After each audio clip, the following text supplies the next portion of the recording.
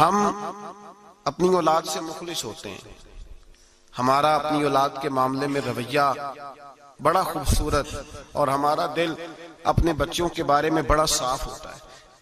ہم چاہتے ہیں کہ ہماری اولاد شجر سایہ دار بنے، دنیا میں وقار حاصل کرے، روزی بھی اللہ تبارک و تعالی شان والی عطا فرمائے، اللہ انہیں ہر لحاظ سے نواز دے۔ تو قرآن مجید ہمیں تربیت دیتا ہے، قرآن مجید ہمارے ذہنوں کی ذہن سازی فرماتا ہے کہ پھر تم اس طرح اپنے بچوں کو ڈھالو، اس انداز میں اپنی اولادوں کی تربیت کرو۔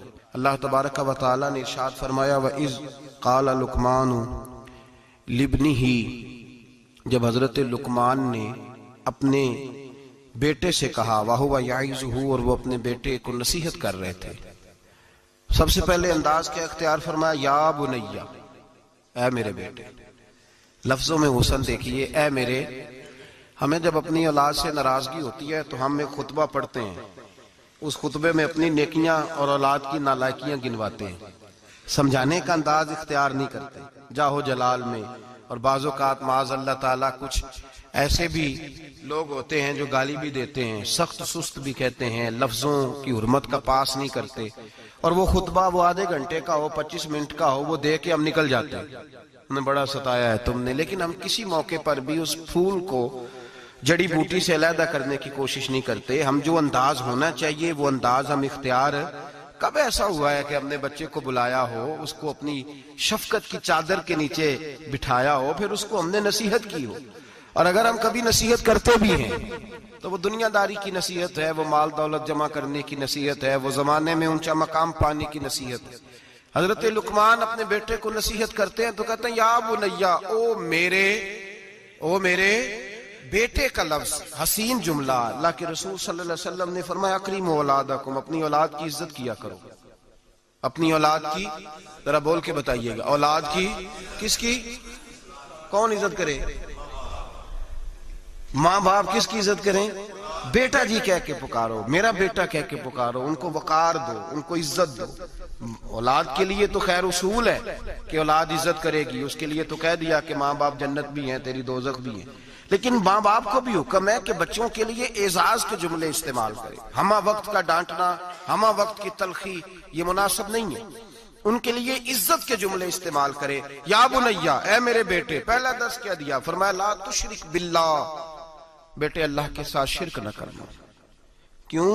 ان الشرک لظلم عظیم، بے شک شرک بہت بڑا ظلم ہے۔ سب سے پہلی نصیحت اپنی ذات کے لیے نہیں کی۔ ہم ساری زندگی جب بھی لیکچر دیتے ہیں یہی کہتے ہیں، ساری زندگی یہی کہتے رہتے ہیں، میں نے سال گوا دیے، میں نے کاروبار کیے، میں نے دنیا چھوڑی، میں نے پردیس کاٹا تیرے بنگلے کے لیے، تیرے مکان کے لیے، تیری فلاں چیز کے لیے۔ کبھی یہ بھی تو بتائے نا کہ کوئی باپ اٹھ کے کہے کہ میں نے بڑا وقت دیا ہے تجھے اللہ سے جوڑنے کے لیے، تجھے رسول پاک کا غلام بنانے کے لیے، میں نے کئی دہائیاں بتا دی تجھے نبی پاک صلی اللہ علیہ وسلم کی غلامی سکھانے کے لیے۔ اس پر بھی تو کبھی کو باپ اپنی اولاد کو احساس دلائے۔ سب سے پہلی بات یہ کی کہ بیٹا شرک نہ کرنا، اللہ کے ساتھ کسی کو شریک نہ ٹھہرانا، اس سے بچنا۔ آگے اگلا جو حضرت لقمان کا فرمان ہے وہ آیت نمبر 16 کے اندر ہے۔ یہاں شرک کی بات کی، میں تھوڑی اس کی تفصیل عرض کروں گا اپنی بساط کے مطابق، لیکن پہلے آیات سماعت کر لیجئے، ان کا سادہ ترجمہ سمجھ لیجئے تاکہ آپ کے حاشیہ خیال میں عنوان آ جائے۔ سب سے پہلے کہا شرک نہیں کرنا، پھر اس کے بعد کہا سورہ لقمان کی آیت نمبر 16 میں ارشاد فرمایا یا بنیا، اے میرے بیٹے، انہا ان تکو مثقال حبۃ من خردل، اے بیٹے اگر تو اتنی برائی بھی کرے جتنا کہ ایک رائی کا دانہ ہوتا ہے، رائی کا جو دانہ ہوتا ہے وہ چھاؤں میں رکھیں تو نظر نہیں آتا، وہ سورج کی روشنی میں نظر آئے گا، اگر چھاؤں میں دیکھنا ہوگا تو آپ کو لائٹیں جلانی پڑے گی۔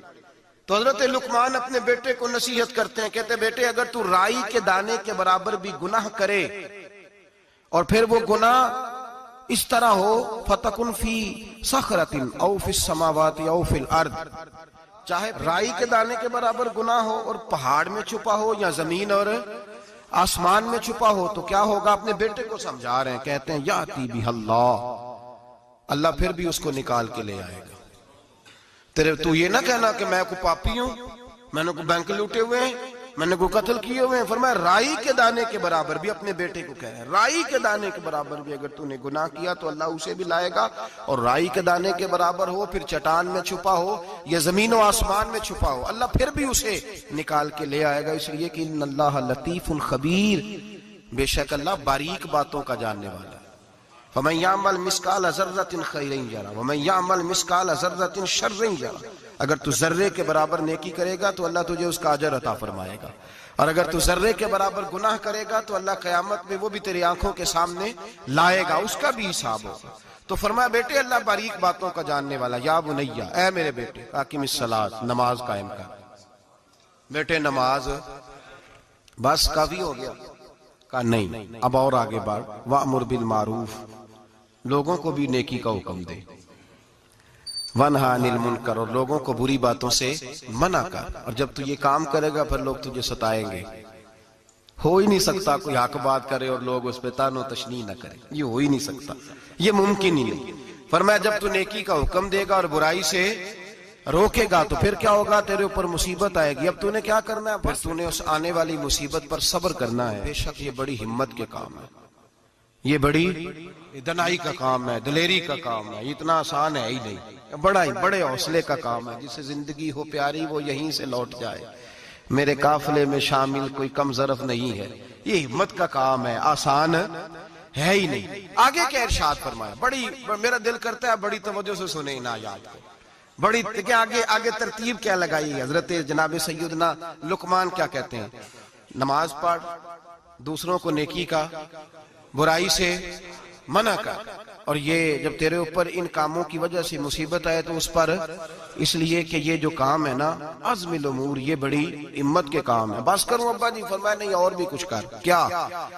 آیت نمبر 18 فرمایا وَلَا تُصَغِّرْ خَدَّكَ لِلنَّاسِ، اپنا منہ ٹیڑھا کر کر کے لوگوں سے بات نہ کیا کر، رخسار موڑ موڑ کے لوگوں سے بات نہ کر، وَلَا تَمْشِ فِي الْأَرْضِ مَرَحًا، اور زمین پہ اکڑ اکڑ کے نہ چل، ان اللہ لا یحب کل مختال فخور، بے شک اللہ کو اکڑنے والا، فخر کرنے والا پسند اللہ لا یحب، اللہ اس سے محبت ہی نہیں کرتا، اللہ رحمت ہی نہیں کرتا جو اکڑ اکڑ کے چلے۔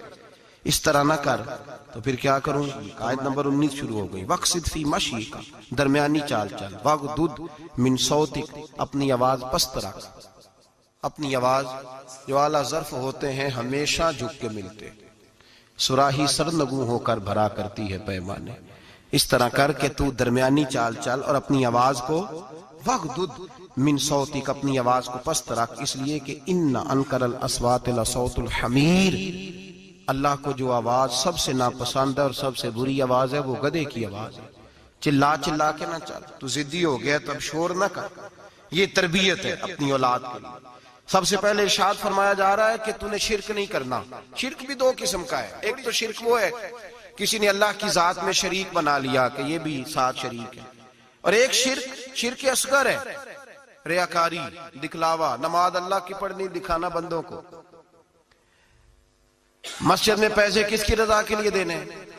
تو اعلان کرانے کا کیا مقصد ہے کہ ختم کے موقع پر سال ثواب کے موقع پہ کھڑے ہو کے اعلان ہوتا ہے 1 لاکھ قرآن پاک پڑھا گیا ہے، 10,000 درود شریف پڑھا گیا ہے، اور جو صاحب نے نا جی 50,000 روپیہ مسجد بھی دیا ہے، یہ شرک ہے، یہ شرک اصغر ہے، یہ میرے رسول پاک نے منع فرمایا ہے۔ صحیح بخاری میں لفظ ہے، نبی رحمت صلی اللہ علیہ وسلم شہدائے احد کے مزاروں پہ کھڑے تھے، تو وہاں کھڑے ہو کے اللہ کے رسول نے فرمایا میرے ذہن سے فکر نکل گئی ہے، میری امت قیامت تک شرک نہیں کرے گی، اب یہ مشرک نہیں ہوں گے، بت نہیں پوجیں گے، یہ دوسرے معبود نہیں بنائیں گے۔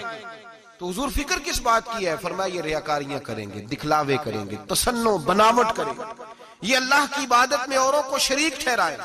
میرے دوستو یاد رکھو، سب سے پہلا حکم حضرت لقمان اپنے بچے کو دے رہے ہیں اور بتا یہ رہے ہیں کہ بیٹے اللہ والا بن جا، بیٹے اللہ سے جڑ جا، شرک نہ کرنا، شرک بہت بڑا ظلم ہے۔ میرے بھائی سب نے مفسرین نے اپنی اپنی بات لکھی، میرے استاذ گرامی یہاں فرمایا کرتے تھے، بھائی اگر تو دنیا میں اپنے بیٹے کو دھوپ میں بیٹھا دیکھے تو تیرا دل پھٹ جاتا ہے، یہ دھوپ میں کیوں بیٹھا ہے؟ اس کو شرک سے بچا، شرک اکبر سے بھی بچا، اصغر سے بھی بچا، خفی اور جلی دونوں قسم کے شرک سے بچا۔ دنیا میں تیرا بیٹا دھوپ میں ہو تجھ سے برداشت نہیں ہوتا، بتا اگر تیرا بیٹا جہنم میں گیا تو تجھے کیسے برداشت ہوگا؟ آگ میں جلتا ہوا تجھے، اسے اللہ سے جوڑ دے، اسے رسول اللہ صلی اللہ علیہ وسلم کا غلام بنا دے۔ میرے نبی کریم سید عالم صلی اللہ علیہ وسلم نے فرمایا جب تیرا بیٹا 7 سال کا ہو جائے تو اسے مسجد لے کے جا، 3 سال تک لے کے جا مسجد، 10 سال کا نماز نہ پڑھے تو سزا دے، 3 سال تک خود اپنے ہاتھوں سے ٹریننگ دے، اسے مسجد لے جا، آداب مسجد بتا، اسے نماز سکھا، تو خود لے کر کے جا، بھیجنے کا نہیں کہا۔ فرمایا جب بچہ 7 سال کا ہو جائے تو اسے مسجد، بڑی محنت کرتے ہیں ہم بیٹے کو بنگلہ دینے کے لیے، بینک بیلنس دینے کے لیے، دن رات ایک کر دیتے ہیں، خدا را اسے نمازی بنانے کی بھی محنت کرو۔